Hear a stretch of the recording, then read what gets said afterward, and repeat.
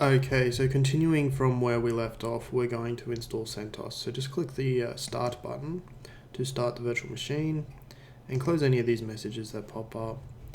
And we want to just choose the top option, so press the up arrow key, Install CentOS, and then click the Enter key. Again, just close any of these messages that pop up.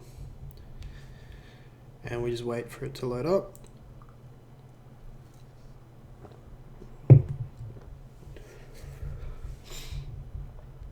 Okay, so there's quite a few different languages, and obviously I'm just going to leave it as English. And because I'm doing this in a video, I have a small screen resolution, so I have to scroll down to see the buttons and just click continue. You obviously won't need to do that using a normal screen resolution. So for the date and the time, you can change that obviously to wherever you are. I'm in Australia, Brisbane. You can turn network time on if you want as well. I won't worry for now. I'm just going to click done. Now, for the installation, it's currently minimal. We're going to change it to be server with GUI, and that's just so we can use a terminal and get like a nice terminal that we can use to type rather than SSHing into the system. In the real world, you wouldn't install a server with a GUI, but for the course, it's just handy. We're going to go into the network, and we're just going to turn it on.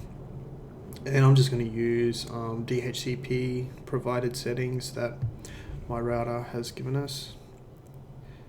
Click done. So now we have the network. And if we go into the partitioning, and obviously I had to scroll down because of the resolution for the recording, and I'm just going to allow it to automatically do everything. So once we've gone out of there, we don't have the little exclamation warning there anymore. If I scroll down, and then I can click begin installation, and we will see that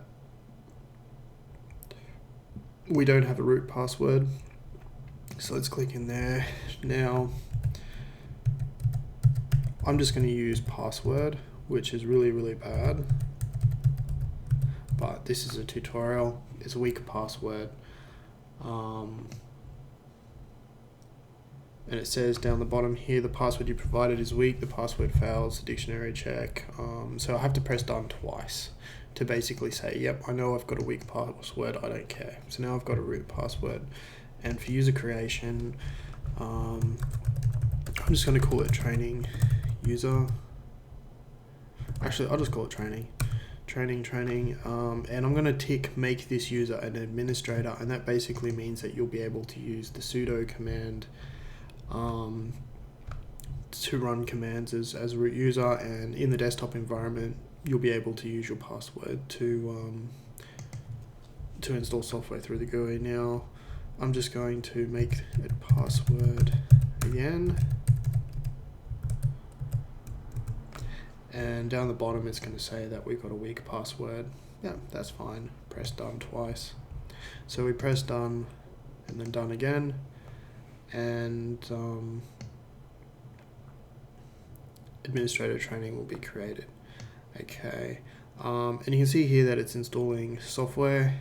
Now that may take a while. I don't want you to have to sit here and basically watch the system install, so I'm going to pause the recording, and I will see you back when this is done. Okay, so after the installation has installed all the files and done all the post-installation setup, you'll basically see this this reboot option. So basically just click reboot, and then I will see you in the next video.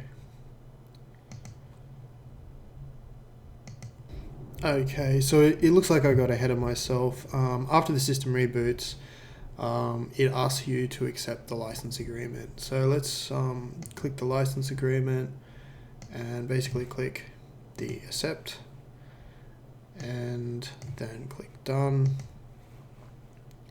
and click finish configuration.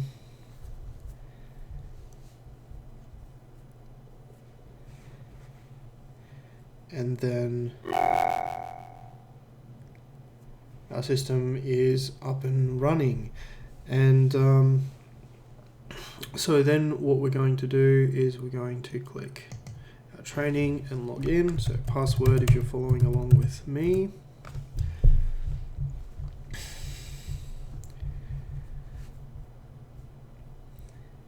Okay, and then we get this welcome screen and we can just click next through it, next through it, and then start using CentOS. Okay. And we'll just close this. Whoops, cancel. Scroll bars. I'm going to fix all this up in a second. Okay, we'll close that.